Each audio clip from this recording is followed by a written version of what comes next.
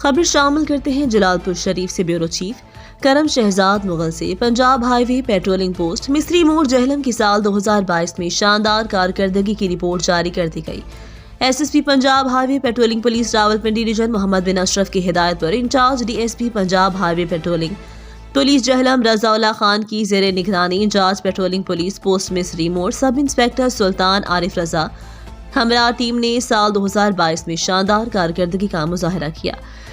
47 مقدمات درج کروائے، مشکوک اور جعلی اور بوگس نمبر پلیٹ لگانے والے موٹر سائیکلوں کے خلاف کارروائی کرتے ہوئے 1 کار اور 34 موٹر سائیکل تھانہ جات میں بند کروائیں۔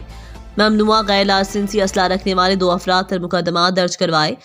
دوران سفر عوام الناس کو پیش آنے والی مشکلات کو حل کرنے کے لیے 33 افراد کی مدد کی گئی، جبکہ ایکسیڈنٹ ہیلپ میں 4 زخمیوں کو فوری طور پر طبی امداد دی گئی اور مزید علاج معالجے کے لیے ریسکیو 1122 کے ذریعے زخمیوں کو ہسپتال منتقل کیا، جبکہ 233 مزید مسافروں کو دوران سفر بر وقت مدد فراہم کی۔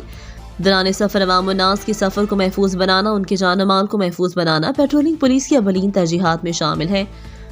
نیز جرائم پیش افراد کے خلاف زیادہ سے زیادہ کارروائی کر کے ان کو کیفر کردار تک پہنچایا جائے گا۔ مزید خبروں کے لیے دیکھتے رہیے ریڈ نیوز۔